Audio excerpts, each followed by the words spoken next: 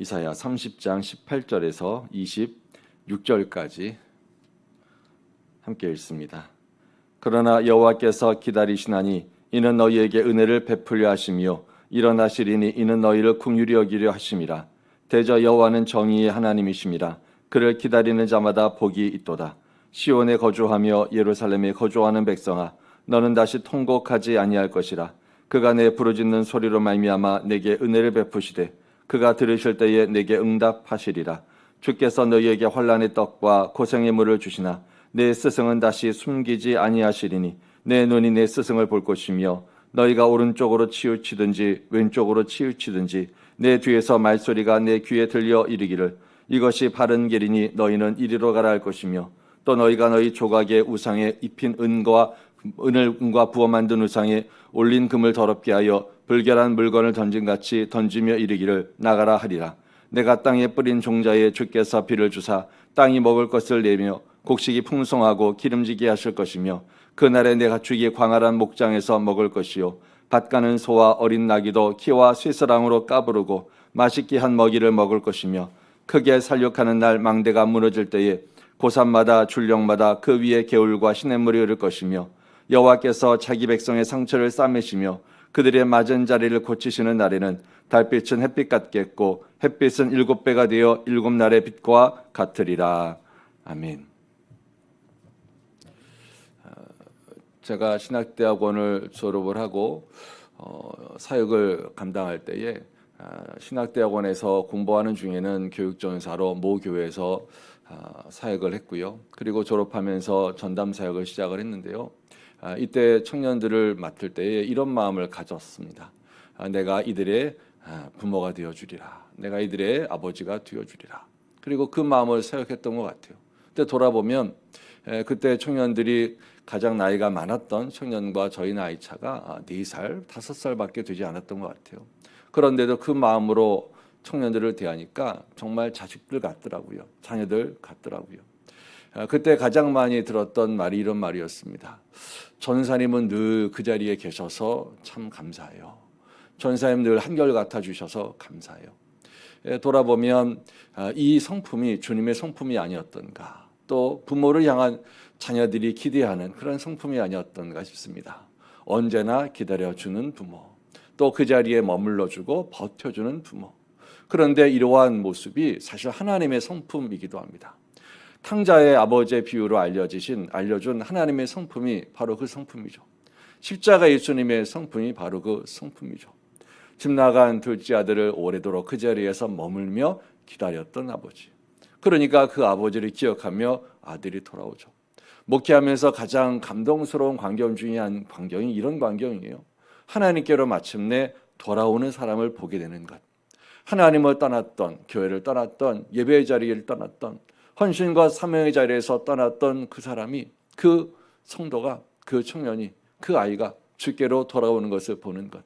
그런데 사실 우리가 그렇게 주님을 만나지 않았던가 싶습니다. 죄 가운데 있었던, 심지어 하나님을 몰랐던 우리가 어느 날 여전히 나와 함께 하셨던 그 하나님을 발견하는 순간 하나님 감사합니다. 이렇게 고백하지 않던가요? 이렇게 이러한 기다리신 하나님의 은혜로 구원을 받고 회복을 얻고 약속을 경험합니다. 오늘 이러한 하나님의 성품이 우리가 읽은 본문 18절에도 잘 나타납니다. 그러나 여호와께서 기다리시나니. 그러나 여호와께서 기다리시나니. 오늘 본문 앞서의 배경이 무엇인지 어제 함께 나누어 보았습니다. 유다의 지도자들은, 이스라엘 백성들은 끊임없이 인생에 그리고 삶에 또 나라의 재난과 어려움이 있을 때마다 자동적으로 항상 하나님께로 나오지 아니하고 오히려 외세의 힘을 의지했습니다. 특별히 애굽이라고 하는 강대국을 의지했습니다. 그들에게 별로 도움이 되지 않았던, 끊임없이 하나님을 떠나 세상을 향하여서, 사람들을 향하여서 멀리 가버렸던 그들을 향하여서 오늘 주님 말씀하세요. 기다리시나니, 여호와께서 기다리시나니 이는 너희에게 은혜를 베풀려 하시며 일어나시려니 이는 너희를 긍휼히 여기려 하심이라. 하나님이 기다리시는 이유가 뭘까요? 두고 보자, 내가 똑같이 갚아줄 거야, 이런 마음이 아니라는 겁니다. 은혜를 베푸시려고. 그리고 그 마음의 중심에는 무엇이 있어요? 긍휼히 여기시기 때문에 우리가 하나님의 은혜를 입어 삽니다. 하나님의 은혜를 입는 이유는 딱 하나입니다. 우리가 의로워서 선해서 잘했기 때문이 아니고요. 심지어 잘못했습니다 라고 뉘우쳤기 때문도 아니고요. 무엇보다도 근본적으로 우리를 긍휼히 여기시는 하나님 때문에 그렇습니다. 하나님이 왜 우리를 사랑하실까요? 여러분 그런 질문을 던져보신 적이 없나요? 하나님이 도대체 왜 나를 사랑하실까? 하나님이 도대체 왜 이런 나를 사랑하실까? 왜 하나님이 이런 나를 포기하지 않으실까? 그런데 아무리 생각해 보아도 성경을 통하여 발견된 답은 이거더라고요. 하나님은 사랑이시라. 하나님은 사랑이시라. 하나님은 사랑하지 아니하고는 견딜 수 없는 본질적인 사랑이신 분이시죠. 이게 우리가 하나님을 향하여 안도하고 안심할 수 있는 이유입니다. 하나님의 사랑은 변치 않습니다. 아니, 변하지 아니하시는 하나님은 여전히 사랑이시다라는 겁니다. 그래서 그 하나님이 우리에게 오늘도 이렇게 부르십니다. 돌아오라, 돌아오라. 오늘도 우리가 기도할 수 있는, 우리가 소중히 여기는 사람들을 위하여 기도할 수 있는 이유가 무엇일까요? 근거는 무엇일까요? 오래 참으시는 하나님의 은혜 때문이죠. 하나님, 오래 참으신 하나님, 그 사람도 오래 참아주세요. 오늘 그가 주 앞에 돌아올 때까지 주님 기다려 주세요. 오늘 우리가 사랑하는 사람들이 이렇게 하나님의 긍휼과 오래 기다리심의 은혜를 오늘도 입고 있습니다. 그런데 그 하나님이 우리에게도 동일한 것을 원하세요. 우리에게도 기다리라. 기다리는 자가 복이 있다라고 말씀합니다. 우리 18절의 말씀 한 번 더 우리 읽어봅니다. 그러나 여호와께서 기다리시나니 이는 너희에게 은혜를 베풀려 하시며 일어나시리니 이는 너희를 긍휼히 여기려 하심이라. 대저 여호와는 정의의 하나님이심이라. 그를 기다리는 자마다 복이 있도다. 오늘 본문 이하에는 하나님의 약속이 담겨 있어요. 그들이 비록 죄로 인하여서 대가를 지불합니다. 그 대가를 지불하는 이유는 그들이 정결케 되는 과정이에요. 그들의 마음이 오로지 하나님을 향하여 깨끗하게 되어지는 과정이죠. 욥이 고백했던 것처럼 그가 나의 길을 아시나니 그가 나를 단련하신 후에 내가 승금같이 되어 나오리라. 하나님께서 이스라엘 백성들을 정결케 하시는 과정이 있습니다. 그런데 그 과정이 끝나고 나면 하나님의 은혜를 입고 하나님의 복을 받고 하나님의 회복과 치유의 놀라운 기적을 경험하게 되는 그때가 있습니다. 오늘 주님께서는 이렇게 말씀하세요. 19절에 보면 시온에 거주하며 예루살렘에 거주하는 백성아, 너는 다시 통곡하지 아니할 것이라. 그가 너희의 부르짖는 소리를 말미암아 너희에게 은혜를 베푸시되 그가 들으실 때에 너희에게 응답하시리라. 하나님의 응답의 때가 있다는 거예요. 그러니까 기다리라는 거죠. 어떤 사람이 복이 있나요? 기다리는 사람이 복이 있습니다. 응답하실 줄로 믿고 기도의 자리에서 머무는 사람들이 복이 있습니다.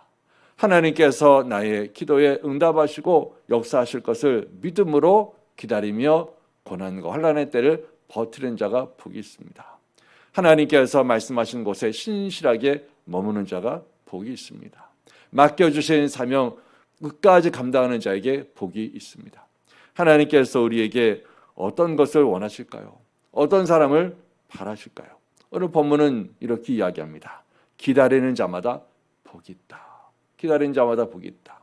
목회 여정에서 가장 감격스러운 장면은 주께로 돌아오는 신자를 보게 되는 것이라고 말씀드렸습니다. 목회 현장에서 보게 되는 가장 큰 기쁨은 뭘까요?